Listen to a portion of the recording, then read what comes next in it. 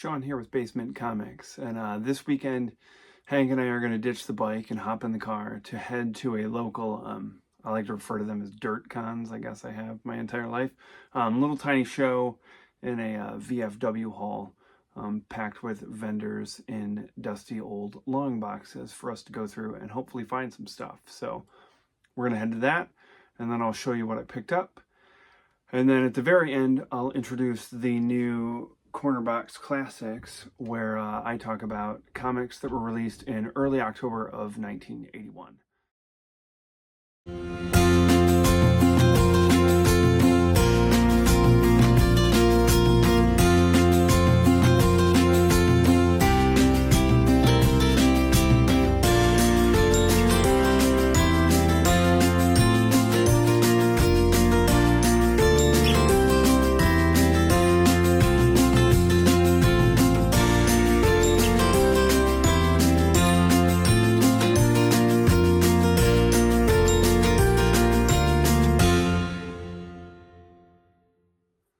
Hey, we're back from that show. They do these locally here about once a month. I don't hit up every one because there's not a ton of stuff that I'm looking for, but occasionally, and a lot of the times it's the same vendors over and over again. A buddy of mine, Marty, has been putting together a new show, and he kind of rotates vendors out better than this one that's a little bit closer to my house. So I dig checking that one out. But these are always fun things to do, sort of like at the end of summer, early fall. I try to hit like 2 or 3 a year at least, catch up with some friends. I had a buddy, Doug, that I mentioned in the last episode, who writes for Back Issue magazine, and I met at my old shop, and he had a table there too, so I kind of wanted to stop by and see him. So here is what we picked up. Captain Marvel, number 34. From June of 1974.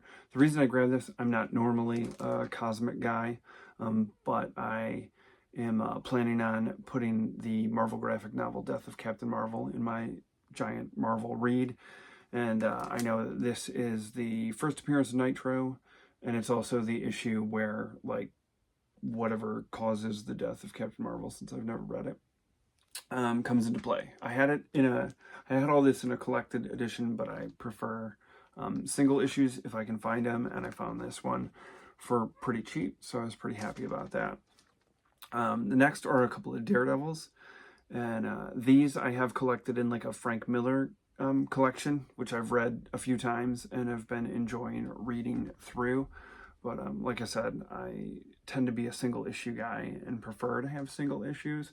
So if I can find them for relatively cheap at these types of shows, then I like to pick them up and then basically just offload the trades once I have what's completed in it. So I grabbed Daredevil number 180, a really nice copy of Daredevil number 181,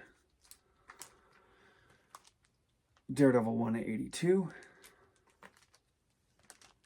and Daredevil 183. Then I was missing this issue, which I've been trying to get like all of the issues from the month and year that I was born, obviously. Thought that would be a cool thing to do. So I picked up Defenders number 103.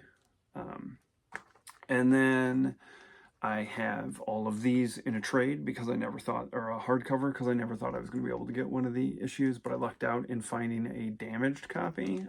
The person basically tossed in for free. So that is issue 62 of the Spectacular Spider-Man from October. So this is another one off of the birth month and year that I was pretty jazzed about getting. Issue number 63. And finally, the reason I had the hardcover, because I had a majority of the issues in it, I purchased it because I never thought I would be able to get a copy of Spectacular Spider-Man number 64, the first appearance of Cloak and Dagger. But I found one that has this little piece of the cover missing. And because of that, the guy basically threw it in for free. I mean, it's not in the greatest shape, but all the pages are still there. There's no other damage other than that little tear on the cover, and so I will take it because I don't think it's necessarily worth what people charge for this issue, so I was happy to get it for free.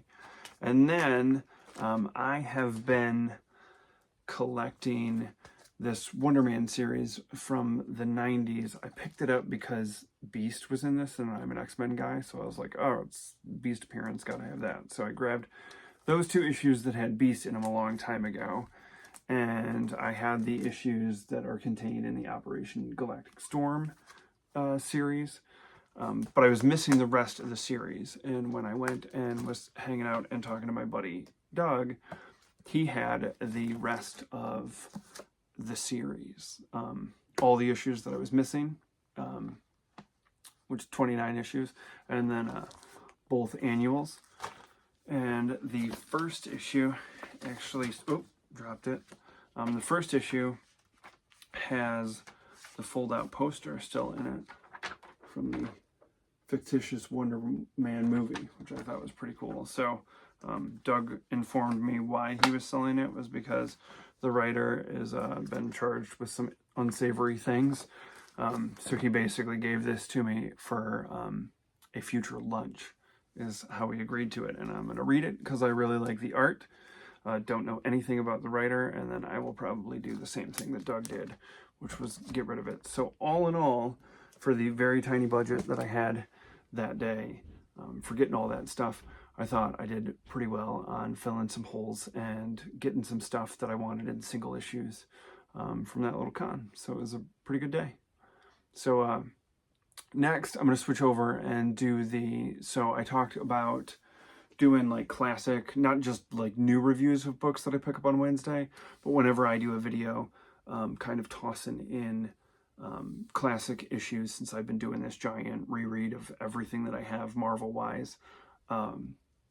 And I'm currently in the tail end of 1981, so I was like, oh, that's a perfect place for me to start, since that was basically when I was born. So I'm going to act as though, move forward with this segment of it. I'm going to call it Cornerbox Classics, and sort of use it as like if I was biking up to the shop in October of 81, or May of 82, or December of 85, and just sort of go through what I would have picked up if I was a kid with an allowance at that time, like I did once I started, which was early 90s. So we're going back through this. Some of the stuff I've read a bunch of times. Some of the stuff I am reading it for the very first time. So I thought this would be fun. So that's coming up at the end of this.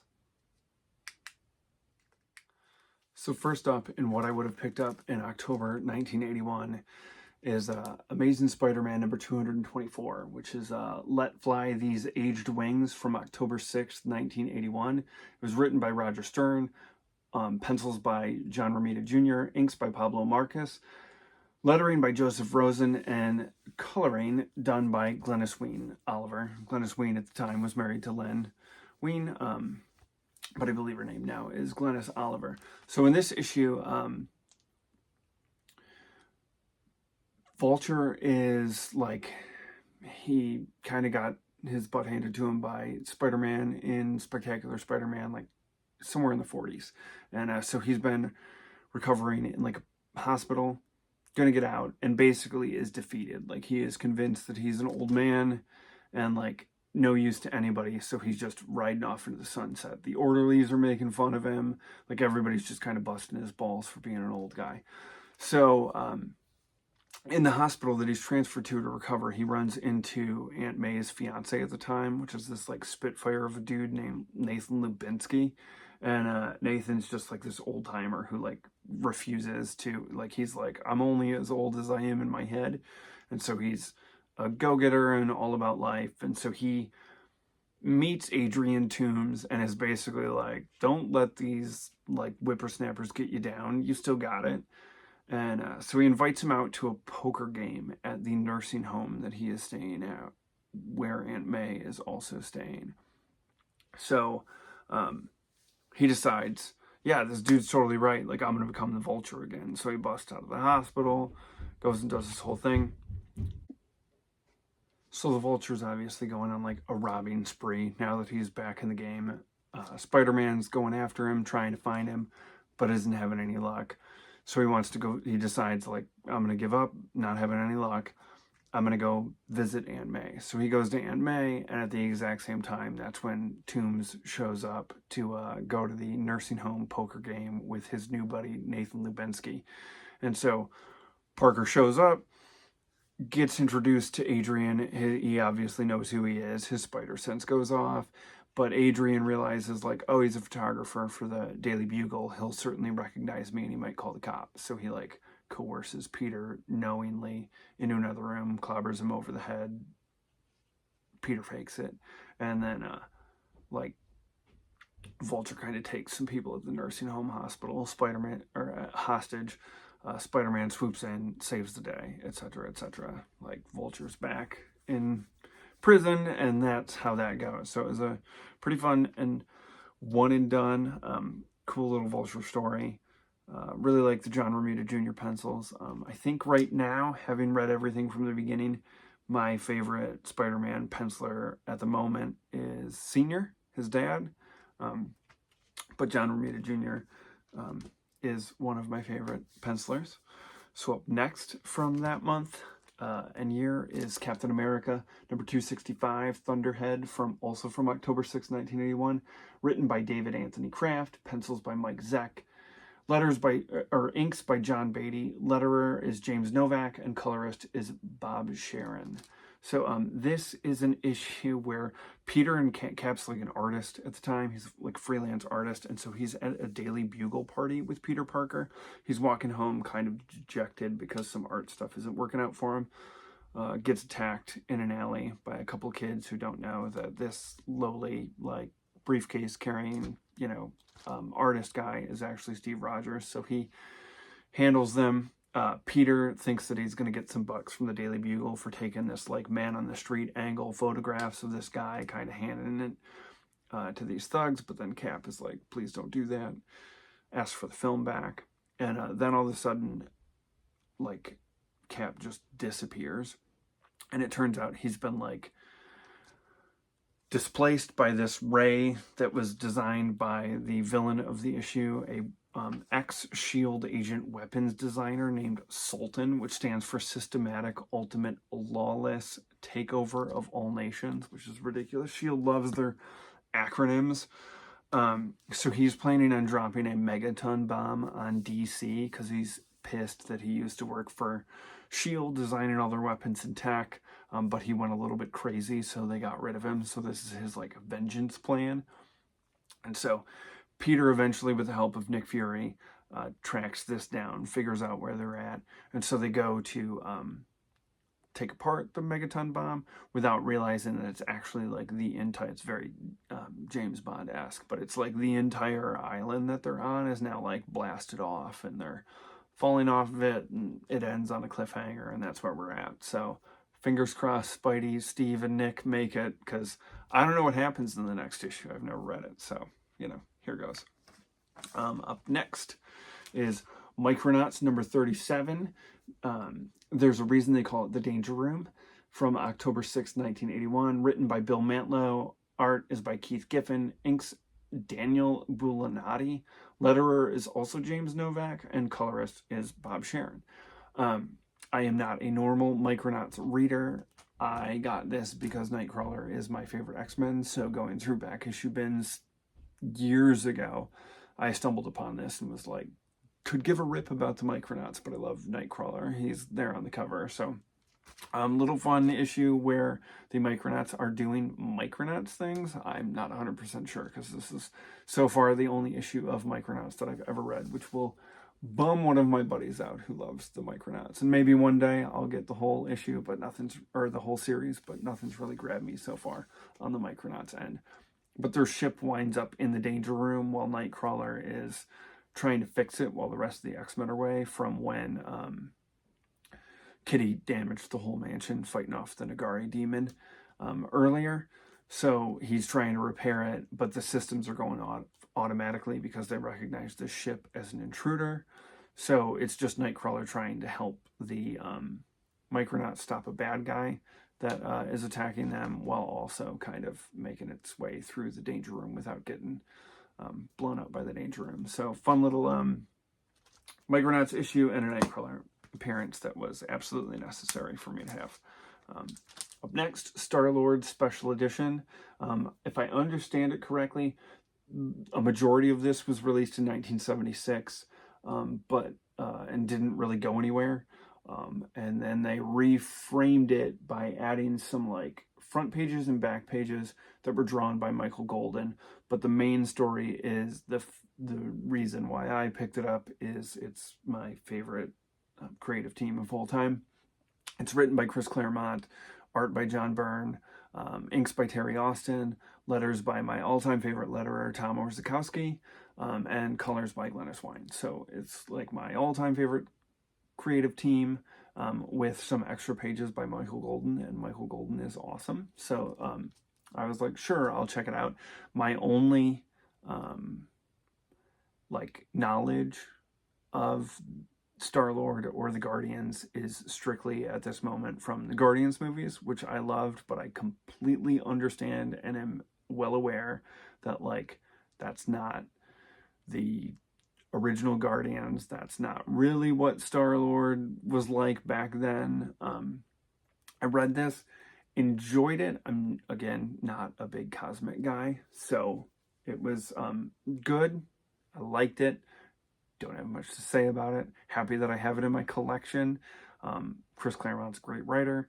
I could stare at John Byrne and Terry Austin artwork for hours, so like all of that was great. It was a fun little like space adventure. Felt very it's weird that it came out in 76 because it felt very Star Wars-esque, even though this obviously was printed first. So that was kind of an interesting thing. I know that a lot of like Claremont's influence when it comes to space type of stuff is John Carter, which is cool. But yeah, I dug it for what it was, but it was definitely at the bottom of this particular half a month's stack for me. But, you know, really great John Byrne and Terry Austin art. Up next, if I was pedaling up to a shop in October of 1981 and spending my allowance, I would have picked up Avengers number 215, All the Ways of Power from October 13th, 1981, written by Jim Shooter, pencils by Alan Lee Weiss, inks by Daniel Green, lettered by Joseph Rosen, and colored by Christy Scheel. So this is a interesting issue. Tigra has joined the team, and she's like struggling a little bit because in the last issue, when they faced Ghost Rider, she sort of copped out when the team needed her, kind of got freaked out by Ghost Rider, which I get. I mean, if I saw a dude with a flaming skull, I'd probably be like, I might sit this one out. So she's just kind of coming to terms with being an Avenger, cashing her stipend check from Tony Stark. And that's kind of her just kind of like, okay, I'm an Avenger. Like, I'm getting paid to do this. I really got to get it together and work it out. And then in the story, the Silver Surfer pops up. He's kind of just on Earth, like observing. And he stumbles upon Molecule Man. And Molecule Man sort of like reforms out of a stick. I don't know. Molecule Man is like not my cup of tea. And so he starts talking to the Silver Surfer. The Surfer explains Galactus to him. And like Molecule Man's like, that sounds great. Creates a helmet and is like, I'm going to eat this planet. And Silver Surfer's like, not what I meant by telling you like my story of what I've been through. Please don't do this. And so he like enlists the help of the Avengers. Kind of stumbles upon them while he's looking for the Fantastic Four to help out, but they're not around. The Avengers, Iron Man, Thor, and Captain America wind up getting defeated by Molecule Man. I'm always going to say Multiple Man because I'm an X-Men guy. It's like, it's just too easy for it to roll off my tongue. And it sort of ends with the three of them being destroyed by the Molecule Man and Tigra kind of being like, well, don't want to be destroyed. Like, I'm on your team. So the last issue from October of 1981 right now, is Uncanny X-Men 153, Kitty's Fairy Tale, from October 13th, 1981. Written by Chris Claremont, art by Dave Cockrum, inks by Joe Rubinstein, who actually signed my issue down here. You can say to Sean from Joe Rubinstein when I met him a few years ago. Lettered by, once again, the greatest letterer in comics, Tom Orzechowski, and colors by Glennis Ween Oliver. So this, obviously, my favorite issue of the bunch. It's the X-Men are still trying to repair the mansion from some damage that's been done to it, and Illyana is staying with them, and it's time for her to go to bed. So Colossus is finishing up, so Kitty's like, oh, well, I'll, tell you a bedtime story. And so Kitty tells her this story about, pirates and blackbirds that are actually Lockheed dragons, and Nightcrawler's a Bamfdoll, and, Professor X is a wizard. It's just a really, I did not enjoy this when I was younger, and picking up back issues as I could. But over the years, this has come to be one of my favorite X-Men tales. It's just silly fun, and there's absolutely nothing wrong with silly fun comics. So this was a delight. So there you have it. Those are my Cornerbox Classics. Those are the books I would have picked up had I been a Marvel fan in the first 2 weeks of October 1981. So the next time that we do that, we'll pick up with the next week of October 1981 and just move on from there. So I really appreciate everyone checking this out. Thank you very much. Thanks for watching and taking this ride with Hank and I. Bye.